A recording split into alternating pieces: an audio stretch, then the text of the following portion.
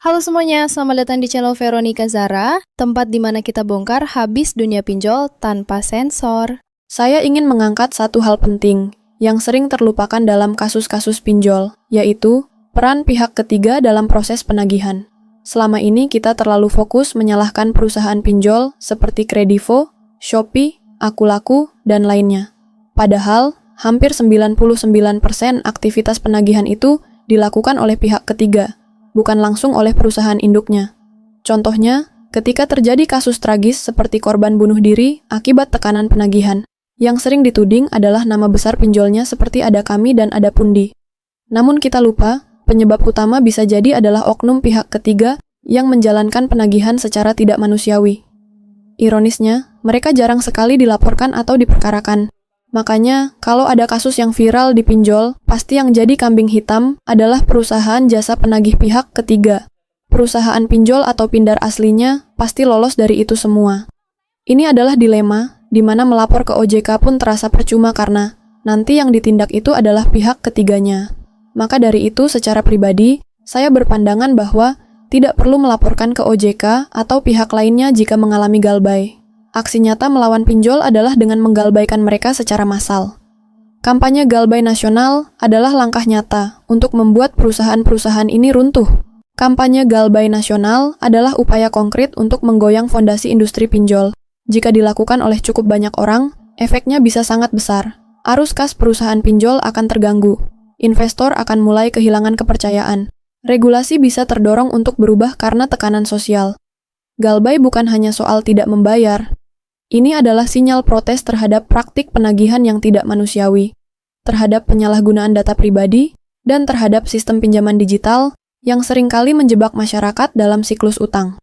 Nah, berikut ini Vero ingin membagikan informasi terkait potensi penagihan kasar dan sebar data dari berbagai aplikasi pinjol. Vero punya data ini dari teman Vero yang kerja di OJK dan dia dengan baik hati memberikan info pinjol mana saja yang sering dilaporkan karena sering sebar data. Pinjol dengan potensi ancaman sebar data, yang pertama adalah Ada Pundi, Bantu Saku, Isi Cash, Uatas, Uku. Nah, Ada Pundi, Bantu Saku, Isi Cash, Uatas, Uku termasuk dalam daftar platform pinjaman online yang memiliki pola penagihan yang sangat agresif. Dalam banyak kasus, penagih dari aplikasi-aplikasi ini menggunakan nada kasar, intimidatif, bahkan mengancam untuk menyebarkan data pribadi melalui WhatsApp. Meskipun berdasarkan pengamatan dan pengalaman pengguna, ancaman penyebaran data tersebut umumnya tidak sampai benar-benar dilakukan secara publik. Namun tetap saja tindakan tersebut menimbulkan tekanan psikologis yang signifikan bagi debitur. Tapi kalian harus sangat hati-hati dengan penagihan dari pinjol ini. Karena datanya dari 100 orang yang galbay, ada 2 orang yang terkena penyebaran data dari pihak ketiga pinjol-pinjol ini. Jangan sampai kalian yang jadi orang yang terkena sebar data. Praktik penagihan seperti ini jelas tidak etis dan melanggar prinsip perlindungan konsumen. Apalagi jika dilakukan oleh pihak ketiga yang tidak memiliki keterbukaan identitas atau kewenangan yang jelas. Yang kedua, pinjol yang sudah pernah sebar data adalah Ada Kami. Beberapa pengguna melaporkan bahwa DC dari Ada Kami aktif menelusuri dan menghubungi melalui media sosial seperti Instagram dan Facebook. Bahkan dalam beberapa kasus, penagih meninggalkan pesan atau komentar di media sosial pribadi yang tentu sangat mengganggu privasi dan berpotensi merusak reputasi seseorang. Rekomendasi penting bagi kalian yang berurusan dengan Ada Kami. Segera privat semua akun media sosial kalian. Hapus foto pribadi dan daftar pertemanan yang sensitif. Hindari penggunaan nama asli atau nomor yang terhubung dengan akun pinjol di media sosial. Langkah ini penting untuk meminimalisasi risiko gangguan dan tekanan mental akibat penagihan tidak langsung melalui kanal publik. Lalu pinjol yang ketiga adalah Shopee Pay Later dan S-Pinjam. Nah, 2 pinjol ini diketahui memiliki pola penagihan yang cukup agresif. Salah satu hal yang perlu diwaspadai adalah bahwa Shopee Pay Later dapat keluar dari kontak darurat, kondar. Artinya, mereka berpotensi menghubungi nomor-nomor yang sering kalian isi pulsa atau kuota, meskipun nomor tersebut bukan bagian dari kontak darurat yang kalian cantumkan saat pengajuan pinjaman. Praktik seperti ini tidak etis dan melanggar prinsip privasi, karena melibatkan pihak-pihak yang sama sekali tidak terlibat dalam utang kalian. Nah, lalu pinjol-pinjol keempat yang selalu mengancam sebar data adalah Akulaku, Kredivo, Kredinesia, Dana Rupiah atau Danrup. Monas, Singa, Kredito. Semua pinjol itu sangat sering mengancam untuk sebar data. Maka dari itu kalian harus persiapkan tips yang akan Vero sebutkan. Yang pertama, ganti nomor HP dan WA setelah galbay. Lalu privat, semua akun media sosial, jangan tampilkan foto pribadi. Hindari pertemanan publik di Facebook dengan banyak orang. Jangan memasukkan deskripsi pekerjaan atau lokasi pekerjaan. Itu harus kalian lakukan agar mental kalian tidak goyah dan tidak melakukan hal-hal yang buruk. Dan juga, yang paling penting adalah normalisasi ancaman WA anggap saja angin lalu. Jadi kalau kalian menerima penagihan WA dari DC, kalian harus menormalisasikannya dan jangan ditanggapi. Karena kalau kalian menganggapnya serius dan membalas WA penagihan, maka Vero jamin hidup kalian akan berujung sengsara. Vero di sini banyak lihat korban-korban pinjol yang ternyata mereka sering meladeni chat penagihan WA dari DC.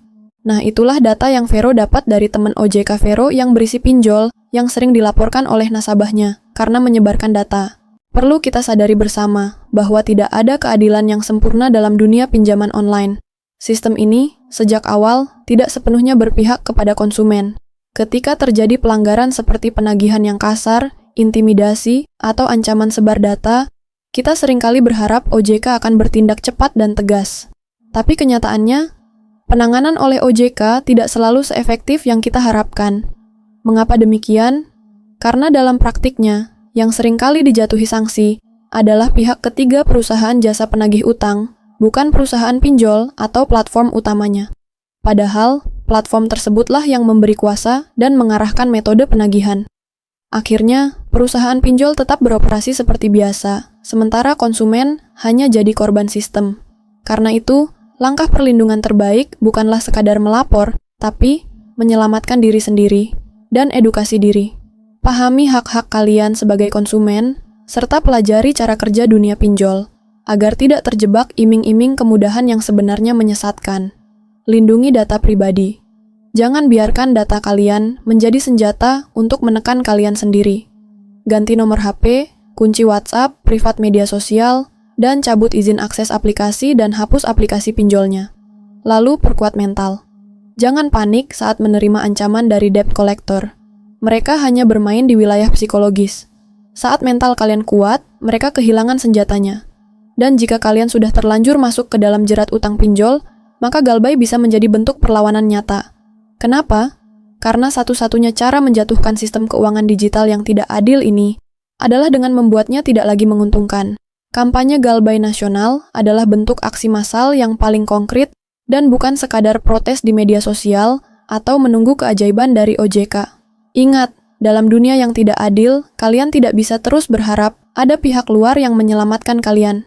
Maka dari itu, kalian sendiri yang harus menjadi pelindung bagi diri kalian. Semoga informasi ini bermanfaat dan membuka sudut pandang baru. Sampai jumpa di pembahasan berikutnya. Tetap tenang, tetap sadar, dan jangan takut galbay. Ya Allah yang Maha Pengasih dan Maha Penyayang, limpahkanlah kepada kami rezeki yang halal, berkah, dan melimpah. Bukakanlah pintu-pintu rejeki dan kemudahan dari arah yang tidak disangka-sangka. Kuatkanlah hati kami dalam menghadapi gagal bayar pinjol ini, dan jauhkanlah kami dari mara bahaya apapun. Amin ya Rabbal Alamin. Sampai jumpa di pembahasan berikutnya, dan tetap semangat menjalani hari-hari kalian ya. Semoga penjelasan ini bermanfaat.